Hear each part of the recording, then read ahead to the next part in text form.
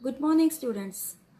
We are here to celebrate the birth anniversary of Swami Vivekananda. Swami Vivekananda was born on 12th January 1863. He was a renowned writer, scholar, thinker, saint, and philosopher of contemporary India. His original name was Narendranath Datta and his father's name was Vishwanath Datta. Mother's name was Bhuvaneshwari Devi. As we know, he was a learned saint, a scholar saint. He was well educated. Young Naren studied in the Metropolitan Institute at Calcutta, and after passing the examination, he graduated from an English college in Calcutta and passed his BA examination, and further visited to study law. Swami Vivekananda had sent a message from Osaka, Japan, to the youth of the country. Let's be human. He also dwelt on the capabilities of the youth. He wanted the youth to train themselves in order to serve humanity. What he wanted from the youth was muscles of iron and nerves of steel. We know well what is the meaning of these terms. Muscles of iron means physical strength and nerves of steel means thought which cannot be molded by outer forces. Today, the youth are exceptionally responsive and they just need to be encouraged. Swami Vivekananda was only the medium. He is himself the message as well for the youth of India. His teachings will always stay relevant. Some of the thoughts of Swami Vivekananda are: arise, awake, and stop not until the goal is reached. All power is within you. You can do anything and everything. You are the creator of your own destiny. Youth is the best time. The way in which you utilize this period will decide the nature of coming years that lie ahead of you. My dear students, Swami Vivekananda's name was written in golden letters in the history of India. He is a role model for not only the people of his country, but for the whole world. We shall make efforts to inculcate his qualities and become a better person. Interesting stories about Swami Vivekananda. Narendranath Datta, better known to the world as Swami Vivekananda, was born on January 12, 1863. Since 1984, we observe January 12th as National Youth Day, and after his death on July 4, 1902, all his teachings and lectures were gathered into 9 volumes. He was the perfect embodiment of intellect and humanity. He has been an inspiration for the youth of the nation and will remain so for many more generations to come. There are several anecdotes about the legendary man and his life, and while the authenticity of those stories cannot be verified for obvious reasons, these stories are inspiring nevertheless. Well read. Swami Vivekananda was a voracious reader. While he stayed in Chicago, he used to go to the library and borrow a large number of books and return them to the librarian in a day's time. The frustrated librarian then asked Swami Vivekananda why he borrowed books when he doesn't want to read them. She was all the more annoyed when he said he finished reading all of those books. She said she would take a test and selected a random page from a book and asked him to tell what was written there. Without even a glance at the book, he repeated the lines exactly as they were written.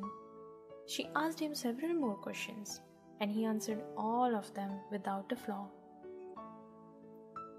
The Fearless.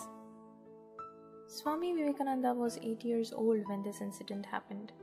He loved to dangle head down from a champak tree in his friend's compound.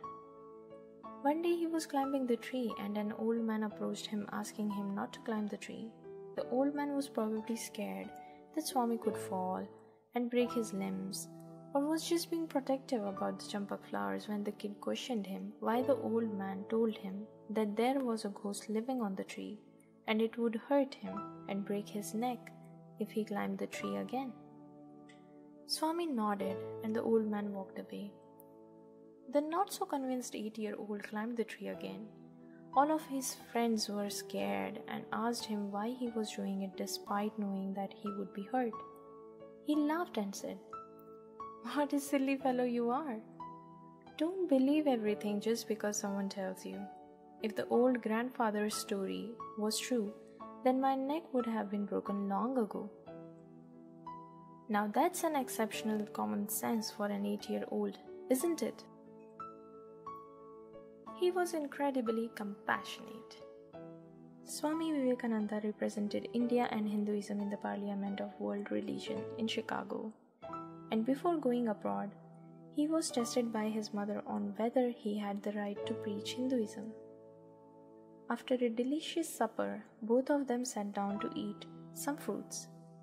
Swami cut the fruit, ate it, and after that, his mother asked him for the knife.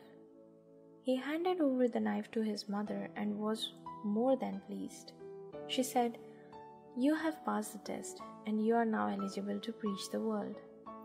A confused Swami questioned her what was she talking about.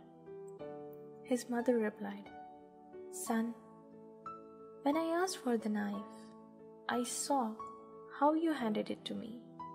You gave the knife by holding its sharp edge and kept the wooden handle of knife towards me so that I wouldn't get hurt when I take it, and this means you took care of me. And this was your test in which you passed." To have compassion and being able to take good care of others is a remarkable quality. It is the law of nature that the more selfless you are, the more you will receive, and so did Swami Vivekananda. The wit. Swami was traveling in a train and was wearing a wristwatch that caught the attention of a few girls present in the train.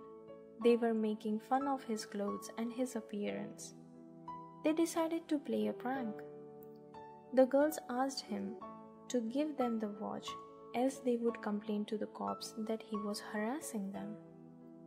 He then remained silent and acted deaf, made signs to the girls to write what they wanted to say on a piece of paper. The girls wrote it on the paper and gave it to him. Any ideas what he did next?